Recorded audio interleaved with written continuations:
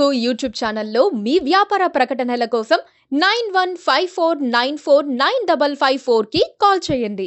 ఇప్పుడు ప్రస్తుతానికి మీరు జిల్లా అధికార ప్రతినిధిగా ఉన్నారు. సో ఎట్లా జరుగుతుంది మీ జిల్లా వ్యాప్తంగా కూడాను యువజన సంఘం కానీ విద్యార్థి సంఘం కానీ ఇంకా అనేకమైన ఇక్కడ వాళ్ళందరూ ఉన్నారు, ప్రజలందరూ ఉన్నారు. వాళ్ళు ఎట్లా రిసీవ్ చేసుకుంటారు ఈ ప్రచారాన్ని? సో ఇక్కడ ఇప్పుడు ఎన్నికలను ఎట్లా తీసుకుంటారు వాళ్ళ ప్రజలందరూ కూడా? ఇప్పుడు ఆల్రెడీ వచ్చిన ప్రభుత్వంలో రేవంత్ రెడ్డి గారి ప్రభుత్వంలో ఏదైతే జరిగినటువంటి అభివృద్ధి ఈ 100 రోజుల్లో జరిగినటువంటి 5 గ్యారెంటీలు అమలే కావచ్చు, ఏదైతే వాగ్దానం చేసి మనం ఇచ్చినటువంటి తీరు, తర్వాత గత ప్రభుత్వం చేసినటువంటి అవినీతి మీద, తర్వాత లోటు బడ్జెట్ చేసినటువంటి దాని మీద కూడా మనం శ్వేతపత్రాలు రిలీజ్ చేయడం వల్ల ప్రజల్లో ఒక గట్టి నమ్మకం అనేటువంటిది ఏర్పడ్డది. ఆ తర్వాత మనం 50% ఉన్న మహిళలకు ఏర్పరిచిన సంక్షేమ పథకాలే కావచ్చు, తర్వాత ఇచ్చినట్టు 30,000 ఉద్యోగాలే కావచ్చు, ఇవన్నీ కూడా మా ప్రభుత్వం యొక్క పనితీరుకు నిదర్శనంగా ఉన్నాయి. ఇదే క్రమంలో మేము గత 60 సంవత్సరాల్లో కాంగ్రెస్ పార్టీ మాకు నెహ్రూ గారి హయామే కావచ్చు, ఇందిరాగాంధీ, రాజీవ్ గాంధీ హయాంలో కావచ్చు, వీటికి సంబంధించి చేసిన అభివృద్ధిని తార్కాణంగా తీసుకొని ఈ 10 సంవత్సరాల మోడీ ప్రభుత్వంలో జరిగిన అన్యాయం మీద, కేవలం కార్పొరేట్లకే దోచిపెట్టే విధానం మీద మేము బలంగా ముందుకు పోతున్నాం. ప్రజలు దాన్ని స్వీకరిస్తూ ఉన్నారు.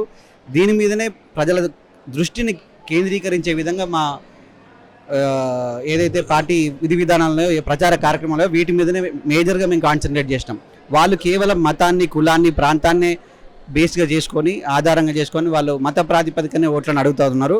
ఇక్కడ ప్రధానంగా మనం చూసుకున్నట్లయితే దేశవ్యాప్తంగా కూడా మోడీ హవా నడుస్తుంది, తెలంగాణలో కూడా నడుస్తుంది. సో ఖచ్చితంగా మేము 12 సీట్లు గెలుస్తామని చెప్పేసి అమిత్ షా వచ్చినప్పుడు ఒక సభావేదిక మీద కూడా చెప్పారు. సో నిజంగానే బీజేపీ 12 సీట్లు గెలుస్తుందా? కాంగ్రెస్ పార్టీ పరిస్థితి అసలు 12 కాదు, 2 సీట్లు గెలవడం వాళ్ళు గొప్ప. నేను ఖచ్చితంగా చెప్పగలుగుతా, కాంగ్రెస్ పార్టీ మెజారిటీ దిశగా మనం ఉంటున్నాం. 14 సీట్ల వరకు మనం గెలవబోతున్నాం. కాంగ్రెస్ పార్టీ గెలవబోతా ఉన్నది. ఈ రకంగా చూసుకుంటే బీజేపీ హవా అనేటువంటిది తగ్గుతుందే తప్ప, మోడీ హవా తగ్గుతుందే తప్ప పెరగడానికి ఎక్కడ అవకాశం లేదు. ఎందుకంటే వాళ్ళకి ఆల్రెడీ మ్యాక్సిమం పీక్ స్టేజ్లో ఉన్నారు. వాళ్ళకి ఏ రకమైనటువంటి కూటమి మద్దతు లేదు, ఏ రకమైనటువంటి ప్రజల యొక్క మద్దతు అనేటువంటిది కానీ, మిగతా ప్రతిపక్షాల మద్దతు కానీ వాళ్ళకి లేదు. ఈరోజు దేశంలో అత్యున్నత స్థాయిలో సేవలు అందించినటువంటి ప్రతిపక్షాల మద్దతు అంతా కూడా కాంగ్రెస్ పార్టీ ఇండియా కూటమికే ఉంది.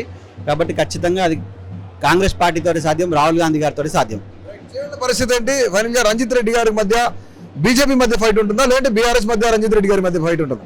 ఖచ్చితంగా ఇక్కడ కాంగ్రెస్ అండ్ బీజేపీ మధ్యలోనే ఉంది. అయినా కానీ దాంట్లో రంజిత్ రెడ్డి గారు అత్యధిక మెజారిటీతో గెలవడానికి చాలా ఆస్కారం ఉన్నది, గెలవబోతున్నాడు. ఎందుకంటే గత 5 సంవత్సరాల్లో వారి యొక్క పని విధానం అనేటువంటి ప్రజలు చూసిరు దగ్గరగా. దానికంటే ముందు విశ్వేశ్వరరెడ్డి గారు 5 సంవత్సరాలు చేస్తున్నారు. వాళ్ళు ప్రజలకు అందుబాటులో లేకుండా వాళ్ళిద్దరూ టీఆర్ఎస్ అభివృద్ధిలో లేరు. ఆయన కూడా అదే గత ప్రభుత్వంలో ఉన్నటువంటి 5 సంవత్సరాలు ఎంపీగా పనిచేసారు. రంజిత్ రెడ్డి గారు అదే ప్రభుత్వంలో 5 సంవత్సరాలు ఎంపీగా పనిచేశారు. వాటి రెండింటిని బేరీజ్ చేసుకుంటే ఖచ్చితంగా రంజిత్ రెడ్డి గారి పనితీరు చాలా మెరుగ్గా ఉన్నది.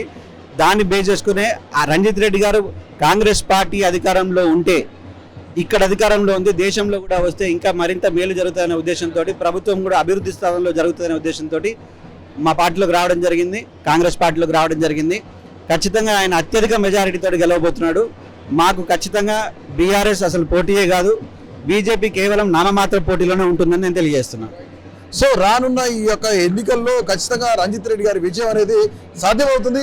ఒక బీజేపీ కానీ, మరోపక్క బీఆర్ఎస్ కానీ ఖచ్చితంగా కాంగ్రెస్ కి పోటీ లేదు అని చెప్పేసి ఇక్కడున్నంతా చెప్తున్న పరిస్థితి అయితే నెలకొంది. కెమెరా పర్సన్ సాయి వంశీతో Vasanth, KTV Telugu, Hyderabad.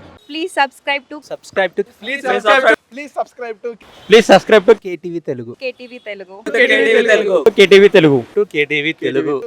Telugu channel.